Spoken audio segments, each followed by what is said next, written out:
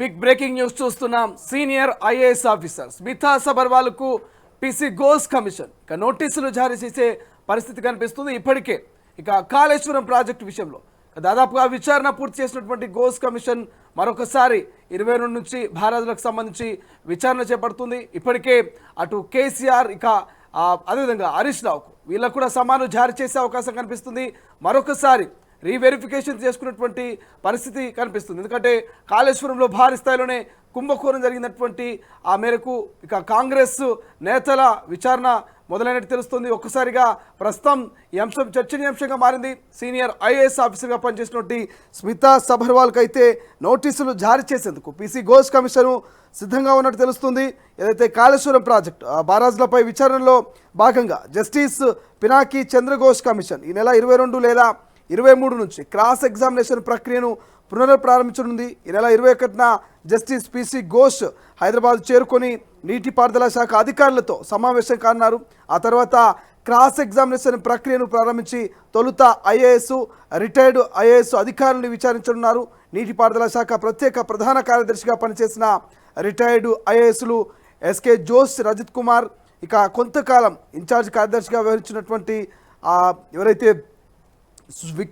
విక్రాస్ కావచ్చు, విక్రాజ్తో పాటు సోమేష్ కుమార్, సీఎం కేసీఆర్కు కార్యదర్శిగా పనిచేసినటువంటి స్మితా సబర్వాల్ను కమిషన్ క్రాస్ ఎగ్జామినేషన్ పిలిచే అవకాశం ఉన్నట్టు తెలుస్తుంది.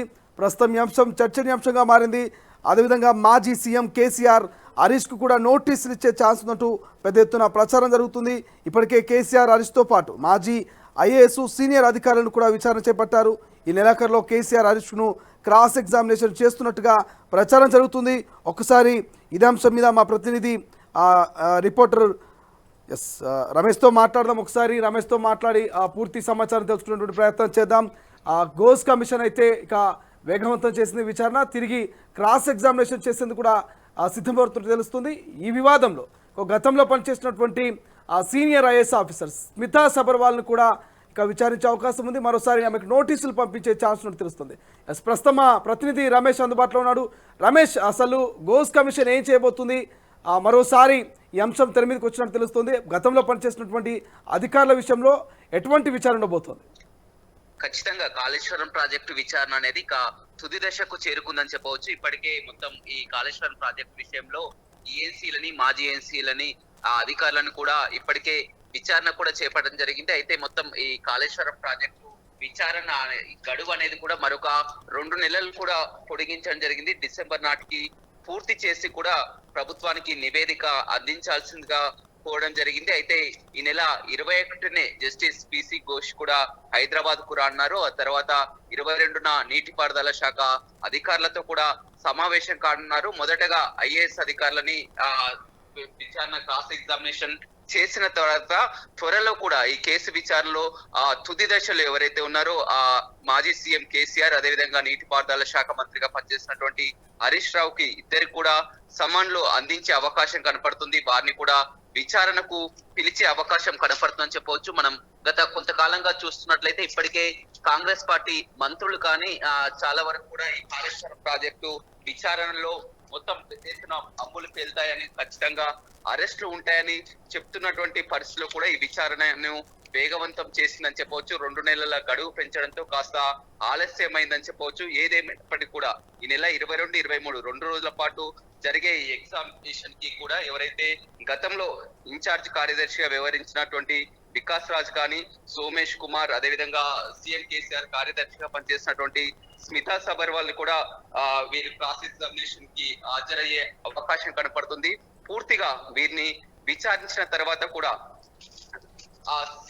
మాజీ సీఎం కేసీఆర్ కి, అదేవిధంగా హరీష్ రావుకి సమ్మన్లు పంపే అవకాశం కనపడుతుంది. ఎందుకు సమ్మన్లు ఇస్తున్నాం, ఎందుకు కూడా దానికి పూర్తి నివేదికను కూడా కమిషన్ ఇప్పటికే సాక్ష్యాధారాలను కూడా మొత్తం సిద్ధం చేసినటువంటి పరిస్థితి అయితే కనిపిస్తుందని చెప్పవచ్చు. పూర్తిగా ఎందుకు ఈ ప్రాజెక్టు రీ ఇంజనీరింగ్ ఎందుకు చేయవలసి వచ్చింది, డ్యామేజ్ కి కారణాలు ఏంటి, వివిధ అంశాల మీదుగా కూడా ఎగ్జామినేషన్ చేయనారని చెప్పవచ్చు. మనం చూస్తున్నటువంటి ప్రకారం మొత్తం మీద ఎప్పుడైతే ప్రతిదీ కూడా కాంగ్రెస్ ప్రభుత్వం అధికారంలోకి వచ్చినప్పటి నుంచి కూడా సీఎం రేవంత్ రెడ్డి కానీ మంత్రులు కానీ పదే పదే కాళేశ్వరం ప్రాజెక్ట్ లో 1,00,000 కోట్ల అవినీతి జరిగింది, దాని బాధ్యులని వదిలిపెట్టం, ఖచ్చితంగా అరెస్టులు చేస్తాం, జైలుకు పంపిస్తామని చెప్తున్నారు. దీనికి అనుగుణంగానే జస్టిస్ పిసి ఘోష్ విచారణ కూడా గత కొంతకాలంగా కొనసాగుతూ వస్తుంది. ఇప్పటికే చాలా వరకు ఐఏఎస్ అధికారులని, నీటిపారుదల శాఖ అధికారులను కూడా క్రాస్ ఎగ్జామినేషన్ చేయడం జరిగింది. త్వరలోనే ఇక కేసీఆర్, హరీష్ రావు వంతు రానుంది. వారికి సమర్పణ చేసి కూడా వారిని పిలిపించి విచారణ చేసి డిసెంబర్ పూర్తి నాటికి కూడా ఒక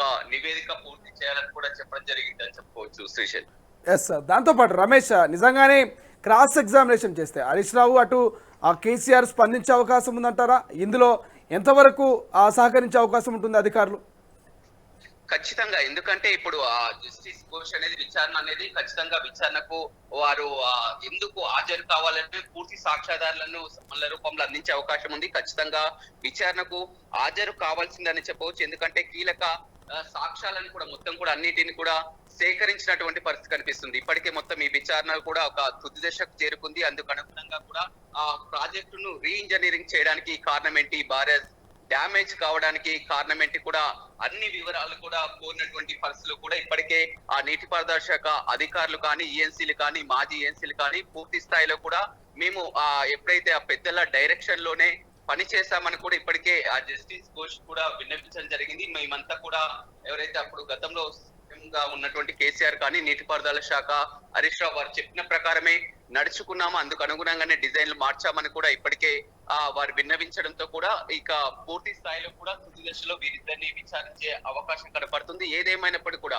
ప్రభుత్వం కూడా చాలా ప్రతిష్టాత్మకంగా తీసుకుంది, చాలా సీరియస్ గా మనం ప్రతిరోజు కూడా చూస్తూనే ఉన్నాం. మంత్రులు కూడా కాళేశ్వరం విచారణలో ఖచ్చితంగా బయటపడతారు, అరెస్టుల పర్వం కూడా కొనసాగుతుందని చెప్తున్నారు. ఇప్పుడు మొత్తం కూడా ఈ నెల 22న హైదరాబాద్ కు చేరుకున్నారు. జస్టిస్ ఘోష్ హైదరాబాద్ కు చేరుకున్నారు.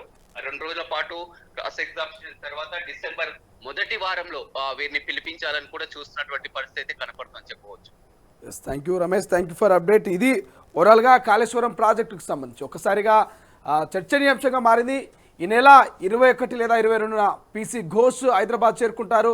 అనంతరం కాళేశ్వరం ప్రాజెక్టుకు సంబంధించి బ్యారేజ్లో ఉన్నటువంటి అన్నారము, సుందిల్లా, మేడిగడ్డ ఇటువంటి బ్యారేజ్లకు సంబంధించి ఎక్కడ బ్యారేజ్లో ఎక్కడ ఏ కుంగుబాటు జరిగింది, ఆ బ్యారేజ్ల నిర్మాణంలో జరిగినటువంటి అవినీతి అక్రమాల విషయంలో గతంలో ఇరిగేషన్ డిపార్ట్మెంట్లో పనిచేసినటువంటి ఈఎన్సీలు, మాజీ ఈఎన్సీలను ఇప్పటికే ఒక దఫా విచారించినటువంటి పిసి ఘోష్ కమిషన్ మరోసారి క్రాస్ ఎగ్జామినేషన్ చేయడానికి సిద్ధమవుతున్నట్టు తెలుస్తుంది.